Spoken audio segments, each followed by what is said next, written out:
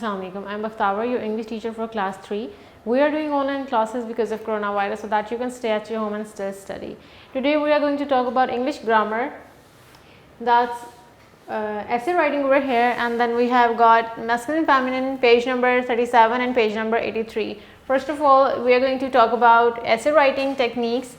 आपकी book में there is this essay with the name of or with the title of My Family. So what we basically do is whenever we are talking about essay writing or creativity, because obviously in our essays we have to be very much creative and very much detailed and very much like keeping all the authentic reports in our essays and like writing it all the stuff that we have in our mind or going on in our thoughts. अब करते क्या है इसमें ये हम करते हैं कि first of all when we get a topic or we choose one topic for ourselves, हमें दिया जाता है topic, we are assigned with one topic और स्टेटमेंट, हमें स्टेटमेंट मिल गई माई फैमिली. अब आपने क्या करना है, you have to first of all make a sort of outline in your mind. आपने किस तरह से आउटलाइन बनानी है, माइंड में बना ले, और you can right it on your paper और योर पेज समवेयर, जहाँ से आप ड्यूरिंग राइटिंग पढ़ सकें कि अच्छा अब ये मैंने पॉइंट कर लिया, अब ये है, so that it will consume less time for your thinking procedures. आपको ज़्यादा सोचना नहीं पड़ेगा और आपको होगा कि बस ठीक है अब ये है, अब मैंने ये करना है, क्योंकि सोचने में टाइम लग जाता है, फिर आपको ऐसे में भी उतना ही डिले आ जाता है. तो आप आउटलाइन बनाएंगे. आउटलाइन में क्या है हमारे पास, आपने आउटलाइन में ये करना होता है कि आपको जो एक टॉपिक दे दिया गया, आपको एक टाइटल दे दिया गया है ना, what are you gonna do is, आपने उसमें से सबसे पहले सोचना है क्या लिखना है आउटलाइन में. First of all you are going to give the introduction. Introduction के बाद you will just explain the statement of the problem. ये होती है स्टेटमेंट, ठीक है, ये आपको स्टेटमेंट दी जाती है. Then you explain it further in your essay, you just explain it. Then what you do, you just give the explanation of the introduction or the statement problem. Then you go through good or bad points कि इसमें यही अच्छी चीज़ें हो सकती हैं, यही बुरी चीज़ें हो सकती हैं, आप उनको नीचे लिख लोगे और फिर आप आ जाते हो एंडिंग की तरफ. Then there is going to be this conclusion at the very end of the एसे.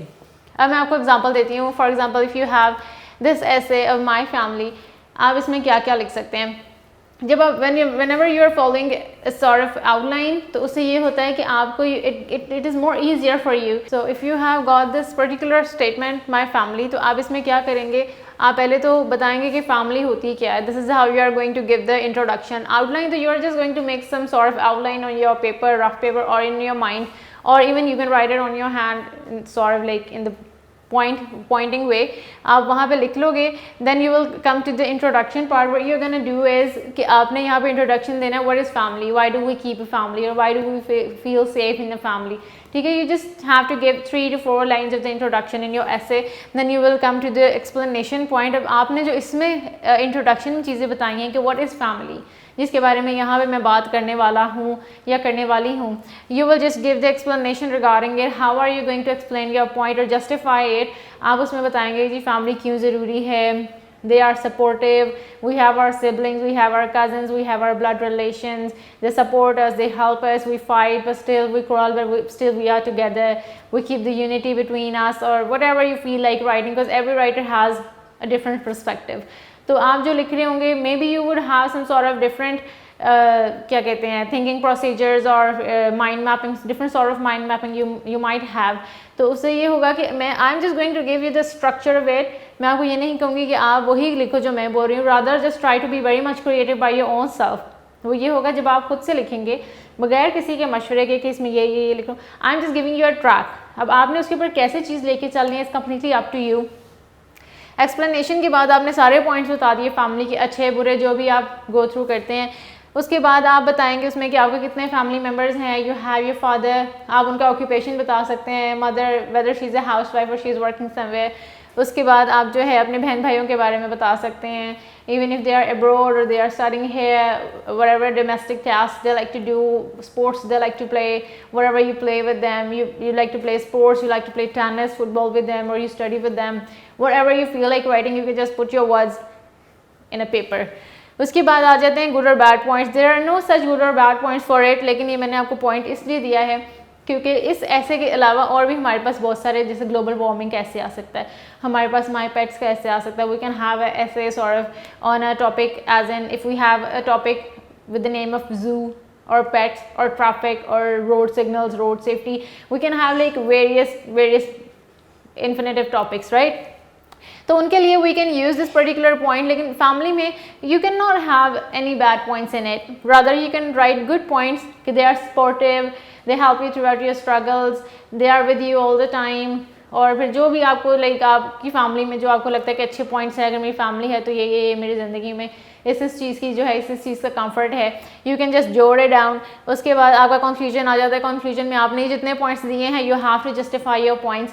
कैसे कि आपने बताना है कि फैमिली का ये ऐसे ऐसे है, फैमिली इस तरह से होती है, फैमिली एक सपोर्ट है, फैमिली पिलर्स की तरह काम करती है इंसान की लाइफ में। और आपने अपने कंक्लूजन में सिर्फ 2 या हद 3 लाइंस आपने लिखनी है और आपने अपना ऐसे वहाँ जस्टिफाई करके कंक्लूड कर देना है, ठीक है? इस तरह से आप अपना ऐसे करेंगे। Then I am moving towards masculine feminine. इसमें क्या होता है, I have just written an example over here, then I have written the definitions. हमें क्योंकि it is very much easy, like it is such an easy concept कि ये हम normal life में भी यूज़ करते हैं, हम उर्दू में भी यूज़ करते हैं, हम हर कंट्री में यूज़ करते हैं, we use it everywhere in our life और डेली बेसिस पे। Even we might be using it right now as well. जैसे मैंने कहा ऐसे राइटिंग में मैंने आपको कहा कि लिख रहे होंगे या लिख रही होंगी, तो that was basically masculine feminine. हम मेल जेंडर के लिए क्या यूज़ करते हैं, all the masculine nouns that we have, और हम फीमेल के लिए we use all the female feminine nouns that we have. For example, if I'm talking about a female gender, चाहे वो जानवरों में है चाहे इंसानों में है, तो हम क्या कहते हैं फीमेल के लिए, हम जब गर्ल यूज़ करते हैं, हम वुमेन यूज़ करते हैं, हम लेडी यूज़ करते हैं। और मेल के लिए हम क्या यूज़ करते हैं, मेल के लिए हम कोई नाम हो सकता है, राइट? और कोई भी मेल जेंडर, मैन हो गया, बॉय हो गया, अंकल हो गया, ये सारे मेल जेंडर में फॉल करते हैं। आंट हो गई और गर्ल हो गई, वुमेन हो गई, ये सारे किसमें फीमेल में फॉल करते हैं। तो यहाँ पे हम डेफिनेशंस को पढ़ते हैं। When we talk about opposite gender of living being, जब हम मैस्कुलिन फेमिनिन की बात करते हैं, that is obviously that we are talking about the very much opposite gender of the specific thing और अ स्पेसिफिक नाउन। जब हम किसी स्पेसिफिक चीज़ के ऑपोजिट जेंडर, जैसे मैं कहूँ लड़की और आप कहें लड़का, तो ये मैस्कुलिन फेमिनिन 2 ऑपोजिट जेंडर्स हैं जो हमने यहाँ पे बोले हैं। Masculine nouns are words for male gender. Feminine nouns are words for female gender. For example, if we talk about male gender, we have boy in, like if for instance if we take it, or if we talk about female gender, I have just written girl over there for your convenience. These are just very short examples of masculine, feminine, and very easy examples that we see in our daily lives as well. So it was all about today's lecture. I have told you about essay writing techniques and masculine feminine, how we differentiate between these 2 genders. और बाकी ये है कि अगर आप practice नहीं करेंगे, you are not gonna like have the sort of nice grip on your grammar skills. So I would actually recommend you to please practice it at your home, specifically this particular part. आप इसको ज़रूर practice करें, और practice के बगैर you are not going to get skills over it. So best of luck. If you have any query, you can ask your in charge. Thank you.